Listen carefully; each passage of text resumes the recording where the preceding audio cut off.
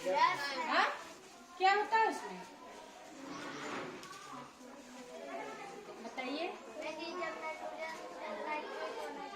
बदल दिया जाता है नाइट्रेट। वायुमंडल के जो होते हैं 78% नाइट्रोजन, उसको नाइट्रेट और नाइट्राट में बदल दिया जाता है। कौन बदलता है? राइजोबियम कहाँ पाया जाता है? मिट्टी में। मिट्टी में नहीं, दलहनी फसलों की गांठों में।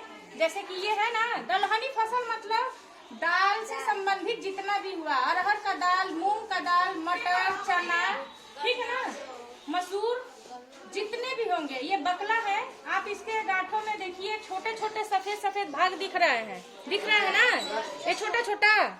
इन गांठों में, छोटे छोटे गांठों में सूक्ष्म जीव है जिसको हम राइजोबियम कहते हैं। क्या कहते हैं? हाँ, तो हमारा जो पेड़ है जो, वो क्या काम करता है? इन गांठों में जो सूक्ष्म जीव पाए जाते हैं, वो वायुमंडल का जो 78% होता है नाइट्रोजन, पौधे जो होते हैं इनको क्या चाहिए? नाइट्रोजन डायरेक्ट नहीं चाहिए, नाइट्रेट और नाइट्राट चाहिए। क्या चाहिए?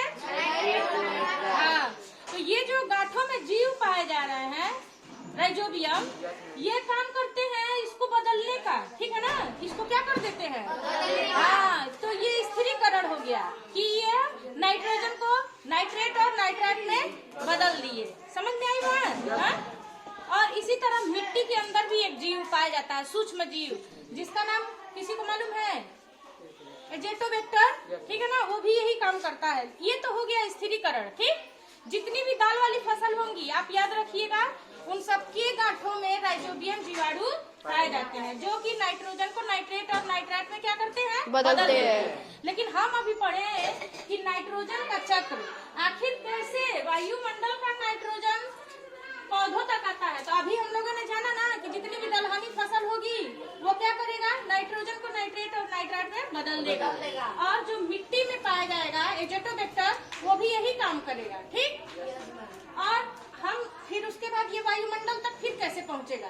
तो हम भोजन के रूप में खाते हैं ना, गाय जानवर भी खाते हैं, पेड़ पौधों को हम भी खाते हैं, यानी कि अब वो नाइट्रोजन हम तक पहुंच गया। आया ना? हम कब मांस मछली भी खाते हैं, यानी कि जानवरों के द्वारा या पेड़ पौधों के द्वारा वो नाइट्रोजन हम तक परिवर्तित होकर के हमारे अंदर आ गया, ठीक। हम खा लिए, फिर उसके बाद से हम जब मृत हो जाते हैं तो हमारा जब जानवर या कोई भी जब अपघटित होते हैं, गलते हैं, सड़ते हैं, तो कुछ गैस कार्बनिक पदार्थ फिर बनता है और यह पुनः क्या होता है? यह हमारे से वो अपघटित होकर के सूक्ष्म जीव घटा दिए। सूक्ष्म जीव जब मर गए तो ये सारे चीज अकार्बनिक रूप में क्या हो जाते हैं? फिर वायुमंडल में पुनः नाइट्रोजन क्या होता है? उपस्थित हो जाता है। तो ये जो चक्र है ना, ये हमेशा चलता रहता है कि वायुमंडल का जो नाइट्रोजन है वह कहाँ आया? सूक्ष्म जीव इसको पौधों तक आया, सूक्ष्म जीव उसको बदल दिए, फिर मिट्टी में भी वो जीव है वो बदल दिए, फिर उन पौधों को हमने क्या किया? हमने खाया। हम भी जब जीवित से मृत हो गए तो वो फिर अपघटित होकर के पुनः वायुमंडल में पहुंच गया। ये चक्र हमेशा क्या होता है? चलता रहता है, ठीक है ना। यही है नाइट्रोजन का चक्र।